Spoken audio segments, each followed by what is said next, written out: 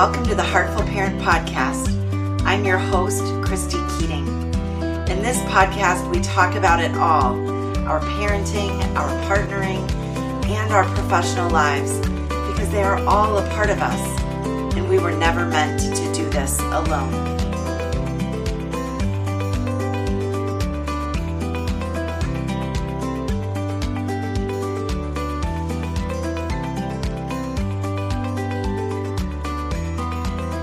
Hey friends, welcome back to another episode of the Heartful Parent Podcast. Today we're talking to Talk More, Tech Less founder Dawn Wible.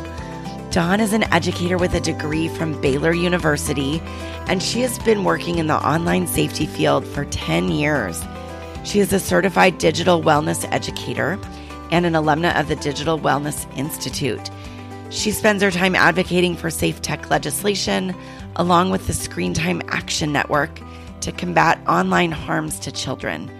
Dawn has trained over 10,000 students and community members on healthy and safer screens. She also gets to live out healthy digital parenting in real time as a mom of 3 amazing boys. I think you're really going to enjoy this conversation with Dawn because she sort of boils down digital wellness and what it means, and then really the 5 aspects of it that we all need to be thinking about and talking with our kids. She digs into our physical wellness, our mental health, time, the health of our relationships and connection, and finally, ethics and safety. And in each one of those, Dawn gives great ideas for how we can think about it as parents and as adults, and how we can talk to our kids about it, and just bring more awareness in general to sort of the digital wellness environment that we are bringing our children up in. I really enjoyed talking to Dawn. Like all of these fabulous conversations that I get to have, I learned something, and so I am hopeful that you will learn something too. Enjoy. Dawn, I'm so excited to have you here and to be digging in to the topic of screens and digital wellness and all of those things, because, like you, that is something I hear a lot about from parents. So welcome and thank you for being here. Right. Thank you so much, Christy, for having me on. Let's start with the basics.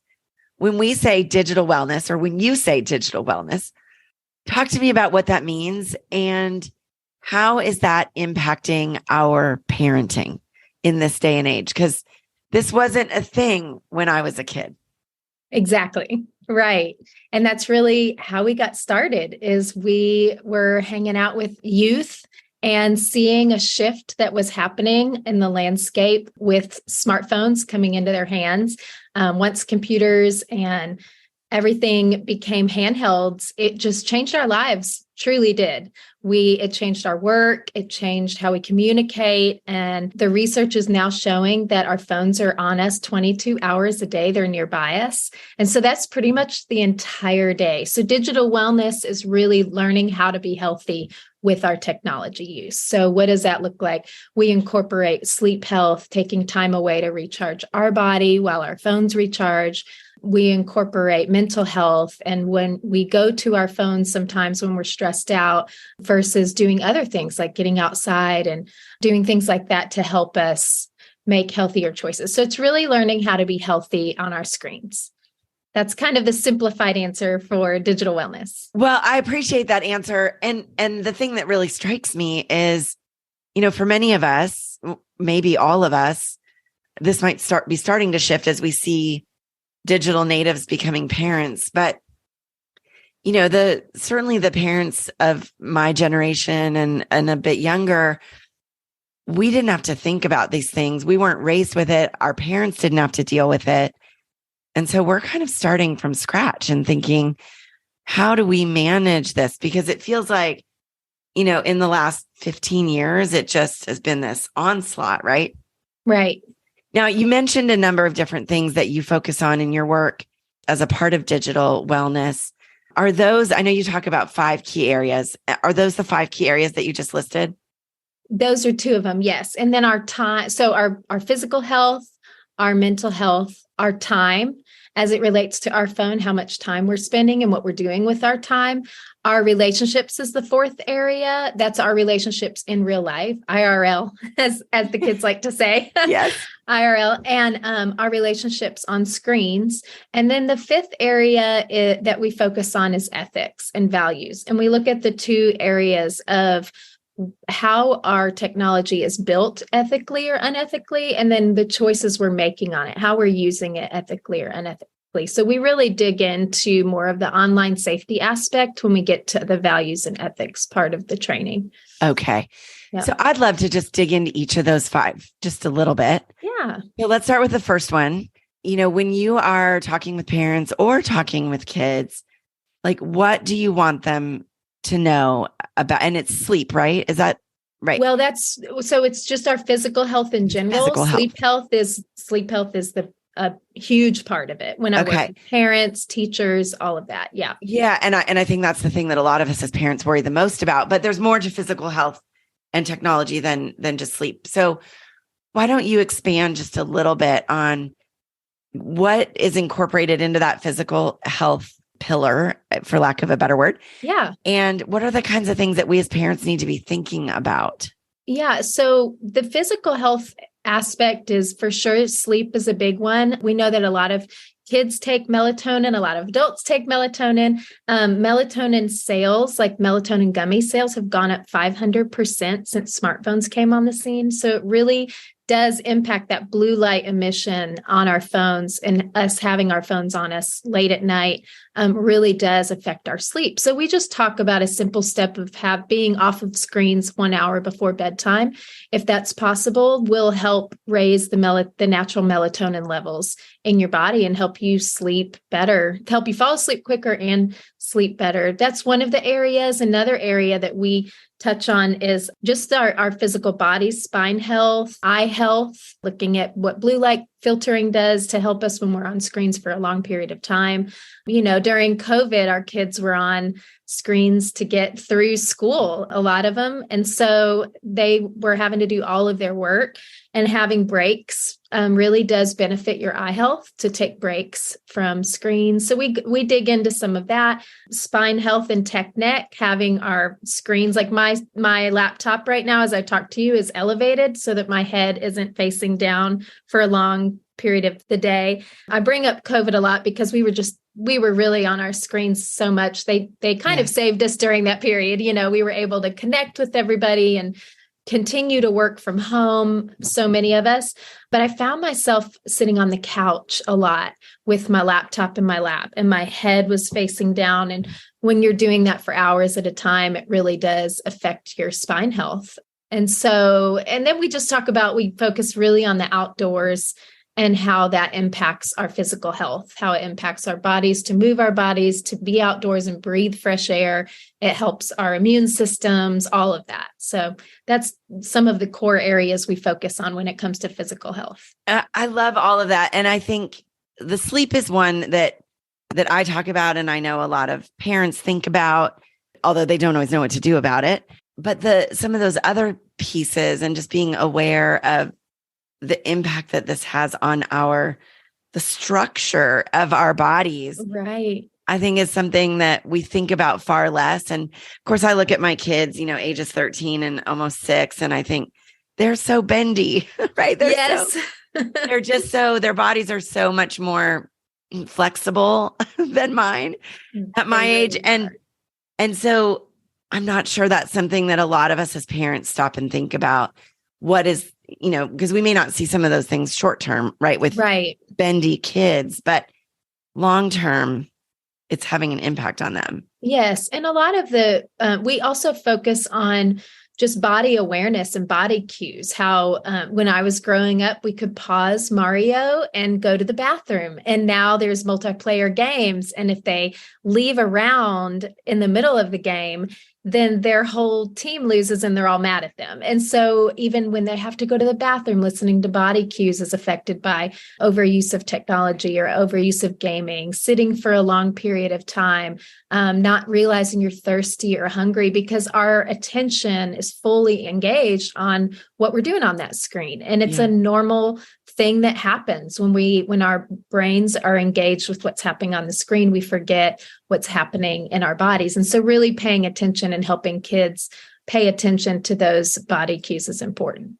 Well, and I have to imagine that there's not very many parents listening to this that can't relate to that on some level. Yes. Right. I mean, maybe this is, TMI oversharing, but I hate having to get up from my desk when I'm in the midst of something. Yes. To go to the bathroom. And that's so ridiculous. I know it's ridiculous in my head. Right. And yet I find myself resisting that, taking that break sometimes. And so we're bothered by it. We're bothered by right? Like body this cues. Is an inconvenience. Yes. I, as an adult woman who should want a break from work, am struggling with that. I can't even imagine a 15-year-old boy in the midst of a multiplayer game. Yeah. Wanting to be like, hey, wait a minute, guys, I got to go. Right. Yes, exactly. Yeah, some real impact it's there. So okay. True. So I just think there's some great space for awareness there. And I love that that's like one of the touch points of what you talk about. Let's talk about touch point 2. Tell us again what touch point 2 is, and what are some things that parents need to think about with that one?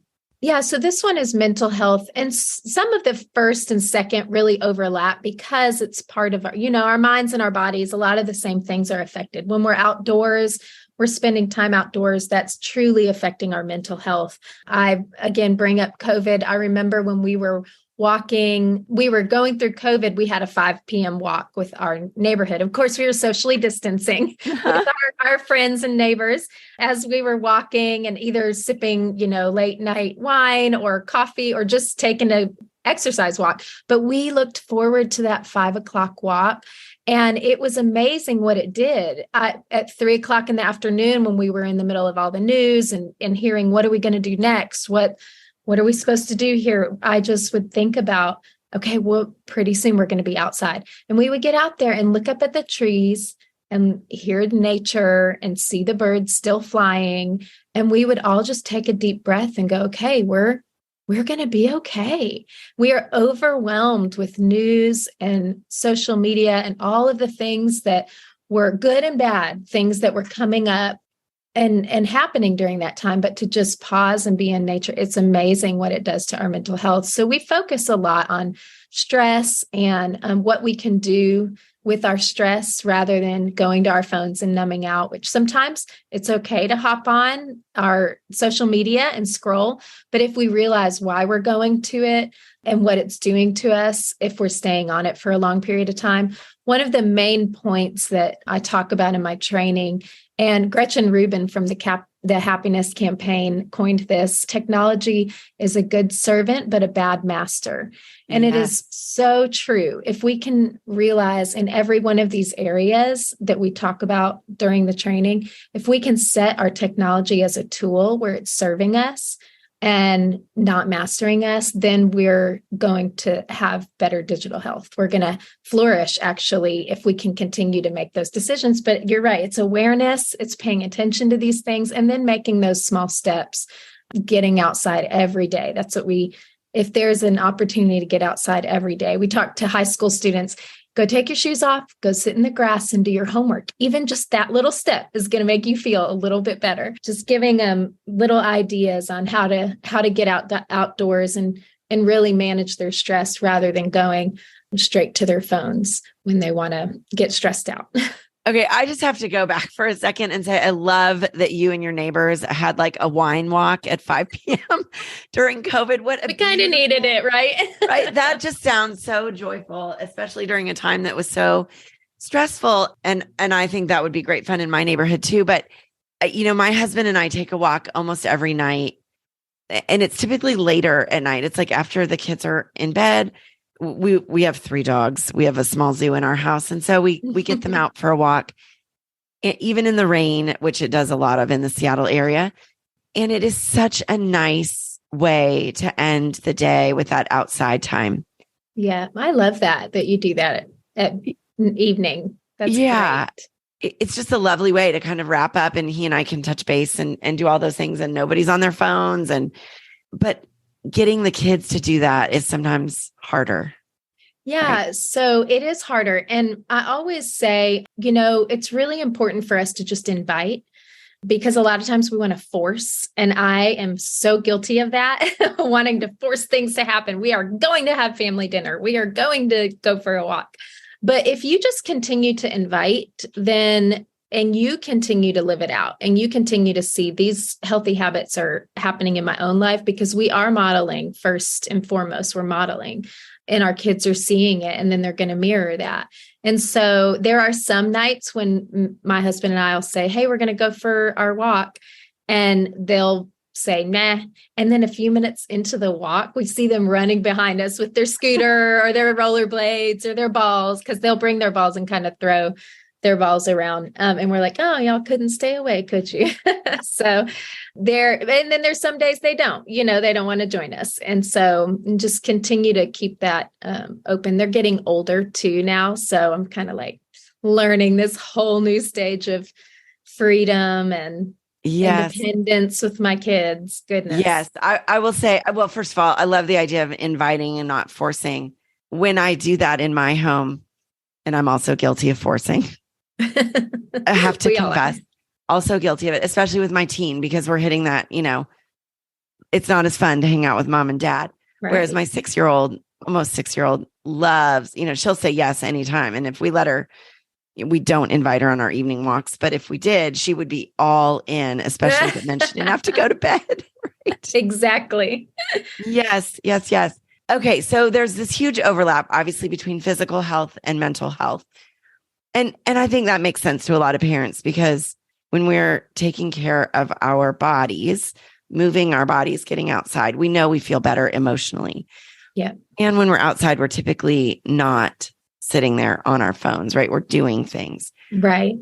What is the third piece of this, 5-piece framework? The third one is our time. And this is huge for us as digital immigrants, because before we knew what life was before the internet and before cell phones, our time was essentially our own, and it's not anymore. We are at the mercy of that notification that's coming in, the text that's coming in. And, some people can be judgy about that and say, well, we have to have that, or we don't have to have that. And we just kind of try to align somewhere in the middle where there's wisdom of, this is just how life is now. And it's a big part of our work. It's a big part of our communication, especially if you have older kids that are driving and you're trying to get a hold of them. It would be great to be like, oh, we don't ever need phones anymore, and our time is our own, but that's just not how our world is right now.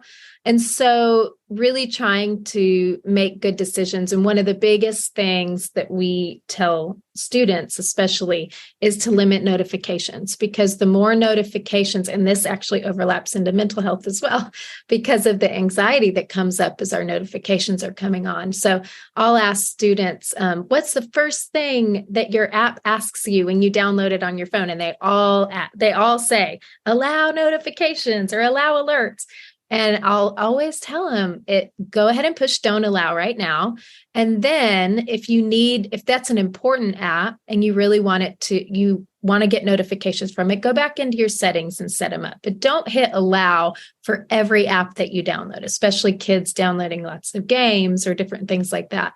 Because the more notifications that come in, the less time that time is not your own anymore. Your eyes are constantly looking at your phone. And there's great software and companies and apps that have been developed to help with this. The Freedom app is a great one. A lot of writers use that to be able to dig into their deeper work and not have as shallow a work that's distracted and interrupted by our technology. And so, we just talk about the different areas of time. When I talk to parents, talk more about work. When I talk to students, I'm talking more about their schoolwork and different things that they can block so that they can not be distracted and multitasking. And we lose 23 minutes of focus when we are distracted. It takes us 23 minutes to get back to that deep focus that we were on before our calendar alert went off or whatever it is. So, wow. That's a lot of time. That is a lot of time. And that's a stat that I've not heard before, but is really, I'm sitting here going, oh my goodness, the number of times I get distracted. I picked up my phone while you and I were just talking because I wanted to see, and I generally think I'm fairly aware, and I do hit no, I don't want those notifications. But in the time that we've been talking for the last, 20 minutes or so, I have gotten at least 3 different notifications, maybe as many as 6. Some of the notifications are actually reminding me that you and I were going to be chatting, but yes, right. So at least 3 sort of new novel notifications. And that's on a phone in a 20-minute period where I think I've turned off most of my notifications. Yes. It's pretty astounding, right? Yes. Yes. And you think about, when kids are downloading Snapchat and the amount of, they'll scroll through 100 that are on their screen before, once they get out of one class. So really having them be selective and us too, just how selective can we be about backing off on notifications? It's a game changer for distraction. Yes. And then just knowing, okay, I'm going into a session of writing or a session of, if a kid's working on an essay, let's swipe up, turn on do not disturb or whatever. We have an iPhone, so that's how ours works. Whatever device you have, turn it on and then really set it aside and get your work done a lot faster. Your homework's not going to take 5 hours when you have all those distractions turned off. You'll be surprised. It'll take about 20 minutes or 30 minutes. Just hammer it out and you'll have all that time back. So we really, focus on a lot of that. I think that is such an important way that we can actually help our technology help us. Yes. I love thinking about it, about that. And as I'm thinking through this conversation, I think that's going to be the number one thing that I talk with my daughter about tonight. Yeah. My older daughter, my younger one does not have a phone, but my teenager does. And I see it become a distraction. And she will say it is a distraction. And she's not on social media, but she can find many, many things to do on there regardless. Yeah. And kids that make that decision really do feel better. And we talk about that in the digital wellness world is you want to go into your technology feeling good and come out of it feeling good. And there are steps you can take that will help you do that. And that is a huge one. Limiting notifications is a really big one. I love the thought. You want to go into your technology feeling good and you want to come out of it feeling good, which too often we go in not feeling good, right? So we're using it as a numbing behavior. Right. And or we see something online that is stressful, anxiety producing, mean, upsetting, or it adds something to our list of things to do. And so we don't come out feeling good. And I wonder what a different experience it would be like each day if we thought, I'm only going to get on this if I'm feeling good. And I'm only going to focus to the extent that I can control it. Yeah. On things that leave me feeling good as well. What an interesting sort of thing for all of us to think about. Okay, we've talked about physical health. We've talked about mental health. We've talked about time. What's number 4? Okay, so number 4 is relationships. And this is really where Talk More, Tech Less got started. It got started by hanging out with youth, being involved in their lives, connection, talking more leads to connection. Talking more about all of the issues helps keep our kids safer online. And so, the relationship aspect and the connection aspect is really huge.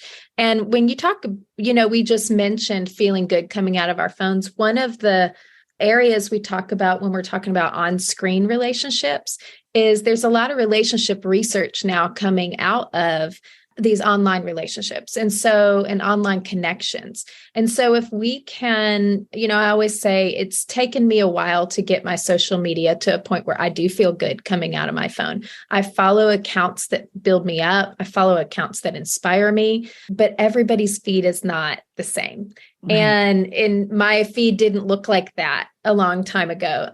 And I had to kind of work on that. And so being strategic with our online connections and I talked to, especially with all the research coming out with teenage girls, I talked to high school and junior high girls about when you first download, and even boys as well, your first social media account, and you are following all of these celebrities. They may have, 4 mansions and 17 sports cars, and the women, in the fashion industry, or they may have all of these dresses in fashion, and you're following all these things and you're feeling a lot of FOMO, first of all, but you're also just feeling less than, and your well-being is truly affected by what's in front of your eyes and what you're taking in.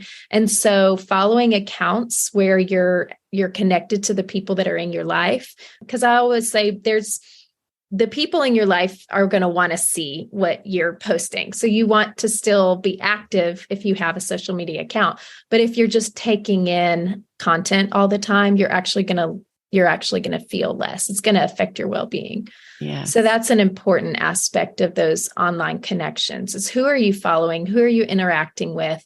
And then, of course, we go into talking about strangers, talking about people you don't know in real life and how you're not sure who they are. And I'll get into that more when we get into the last section, but that's an important aspect of how they're spending time online and really keeping social media social. That's when you're online and in real life. So you're following the accounts your kids are following.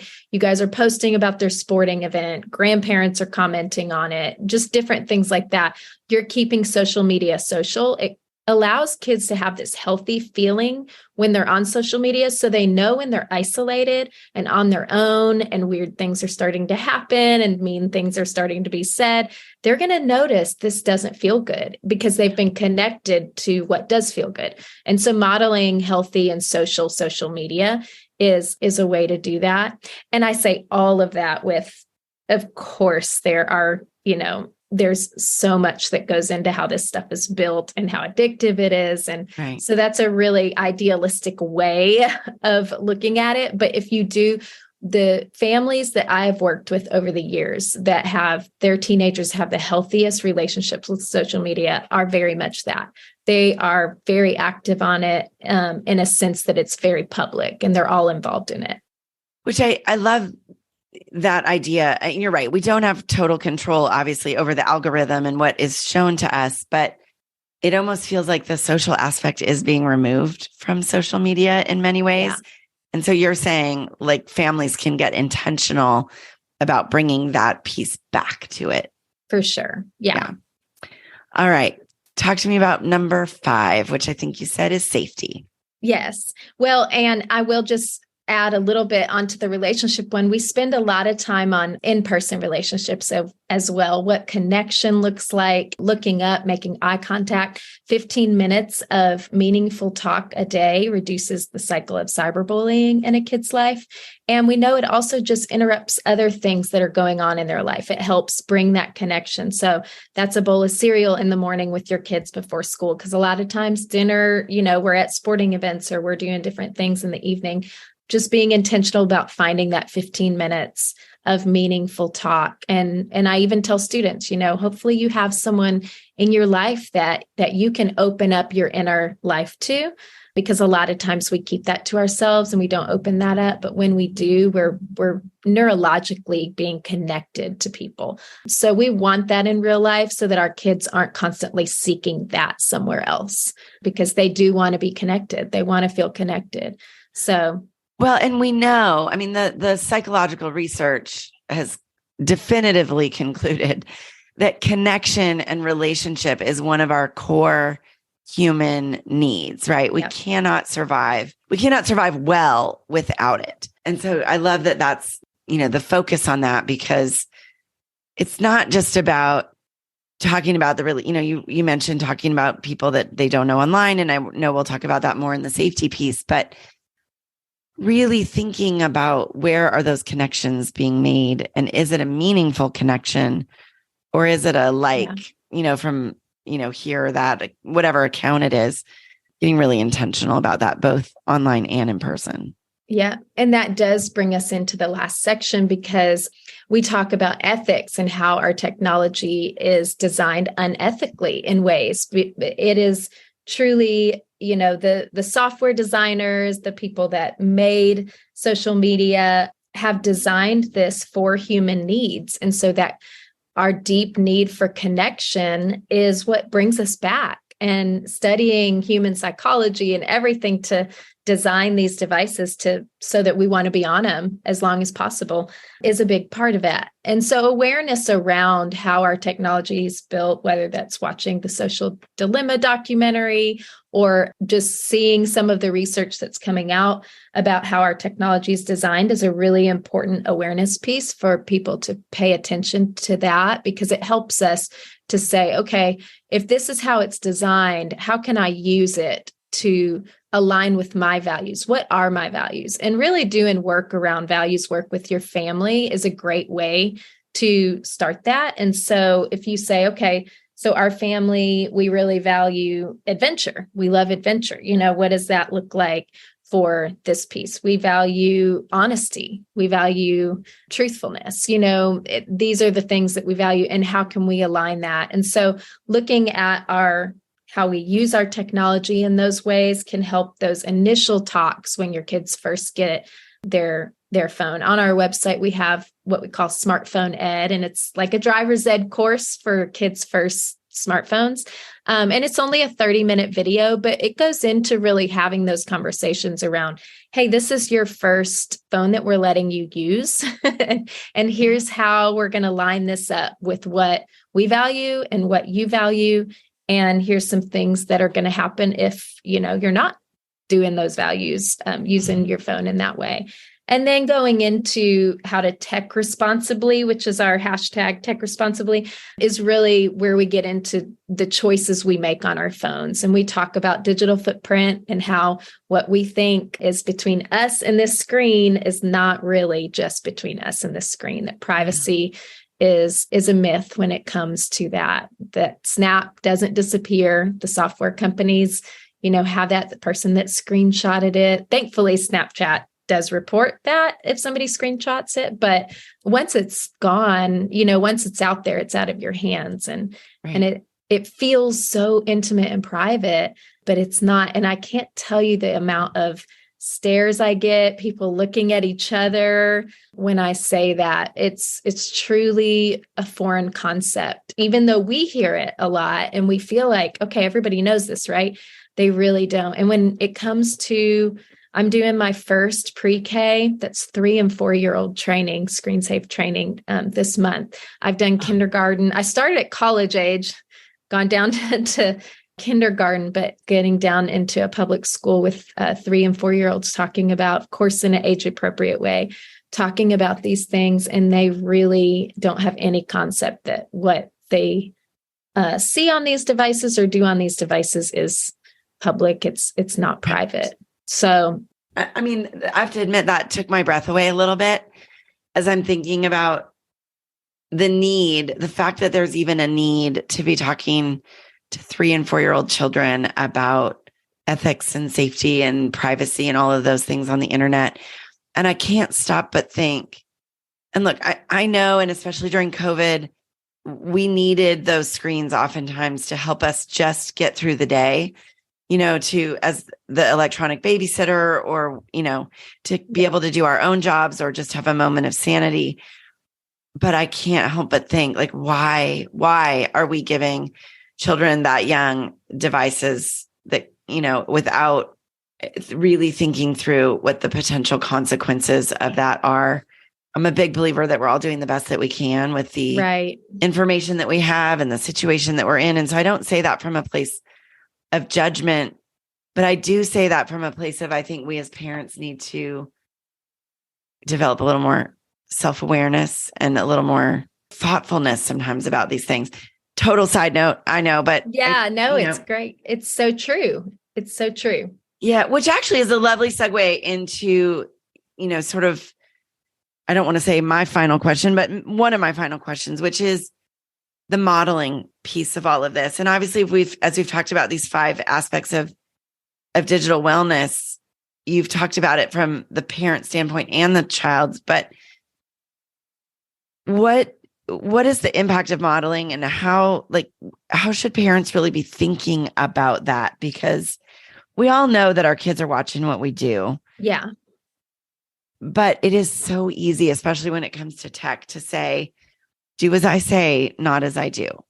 Exactly. Yeah. How do we fix that? It's so true. Well, it's hard. They have been handed to us, and so you said a few minutes ago, you don't want to be judgmental. And it's so true. We absolutely really can't be judgmental of each other. This has been handed to us as our cultural piece of work and school and everything right now. I mean, our district got the one-to-one iPads 10 years ago. We're 10 years into this, our kids actively using these. So that is kindergarten classes. That is 5-year-olds having access to the internet. And so I think there's a lot of pieces that go into it. I think really being aware of holding tech companies accountable for some of the ways that they are offering these new software, parental controls, things like that can help us. But the modeling piece is huge. I have a lot of parents that ask me, why don't you just tell us how to keep our kids safe online? And why do you talk about the wellness aspect of it? And I tell them that if we're not well, we won't be safe. And if we're not safe, we can't be well. And so our kids have to learn what wellness looks like. And the best teacher is going to be our own life, our own modeling.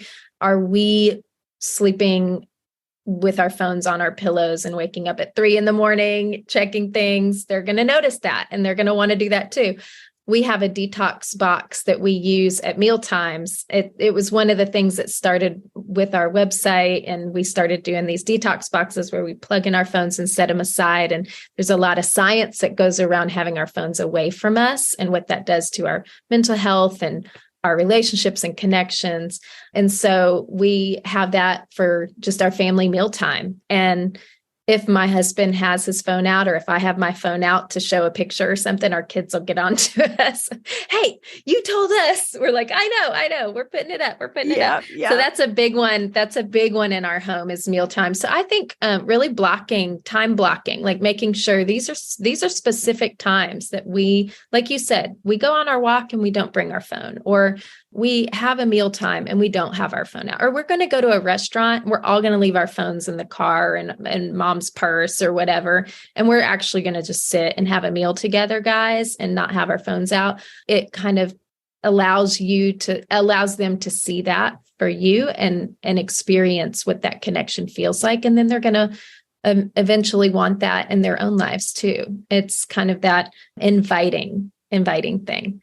I love that. Yeah, just the idea that if our kids see us doing something positive and that's having a positive impact on us, that they want that just as well as, if they see us with our cell phone on our pillows at 3 a.m., as you said. Yeah. And that is going to ripple effect toward their safety, because they're not on their phones at 3 a.m. on websites that they wish they weren't on, because they've learned this wellness piece. It helps keep them safe, actually, or they're not isolating with their phones. They're out in public. They're being social with the family. So I love that. We have two pretty much never violated rules in our house. And the first one is my daughter's cell phone and her school laptop sleep in our bedroom, right? They are not where she is. Again, my little one, I know she uses computers some at school, but she's not bringing one home. And then the second rule is that we do not have devices at the dinner table. The only exception to that, well, I should say there's two exceptions. The first is we have an au pair who is predominantly Spanish speaking. And so we allow her to use her phone when she needs to translate something into English and doesn't know the word, which feels like a legitimate use of it. And then when we have our family meetings, we talk about the schedule and we'll pull out our phones for that because our calendars are on the phone. But other than that, we don't have our phones at the dinner table. And it really does leave space for connection, which is, I really enjoy. I hope my kids enjoy it. Yes. And if they don't now, what it's doing is it's connecting them. And so they will eventually feel it when that's not happening at all in their lives, whether it's with their friends or different things like that, and then hopefully they'll be the inviter to others, and it'll ripple out from your table. I love that idea. The invitation that we do at home can then ripple into the larger world. Mm-hmm. Dawn, I know we could talk for a long time, but I want to sort of end with one question for you, because we've talked a lot about digital wellness and how we can address that as parents in these 5 key areas. You know that the name of this podcast is the Heartful Parent Podcast. When we think about the work that you do and that word heartful, what does that word mean to you in terms of parenting and digital wellness? Well, it really falls back on our name, Talk More. I have 3 boys, and so I have to get creative about talking more with them because I have friends that have daughters and they like to tell them everything. So I really, over the years, have learned how to just be in touch with them where they're at in life and have curious and creative questions and conversations with them. And that opens up a doorway of connection for them, whether it has to do with their phones, whether it has to do with sports, friends, different things like that. And so really just being in tune with your own kids and your own heart and connecting in that way through talking. Oh, I love that definition of heartful, showing up in a heartful way and being a heartful parent. Dawn, thank you so much for this conversation and sharing your wisdom and the way that you approach this with both parents and kids. I know that people are going to get a lot out of it because I got a lot out of it. So thank you for being here. Thank you so much for having me again, Christy. It's always a pleasure to talk with you. Oh, you as well. You as well. What is the best way for people to find you and to connect with you? Yeah, so I think we're most active on Instagram, Talk More Tech Less, and then talkmoretechless.com on our website.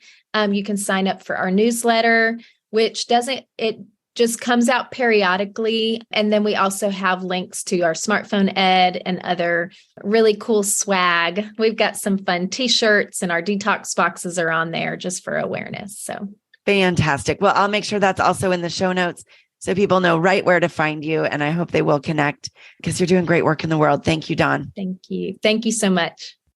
Oh my goodness.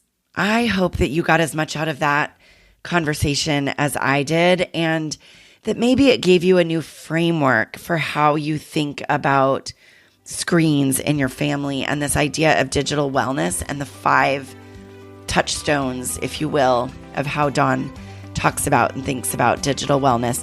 I hope you'll track her down on Instagram and on her website because she's got lots of great content out there. Friends, I have a favor to ask of you. If you are listening to this podcast and you have gotten anything of value out of this episode or any other episode, which I hope you have, will you do one favor for me? Will you forward information about this podcast to just one friend? More if you want, but at least one friend. Let them know that this podcast is out there, that we're talking about our personal lives, our partnering, our parenting, our professional lives, all of it. Will you forward it to one person and let them know? I'd be so, so grateful. Till next time, have a great week. I'll see you soon.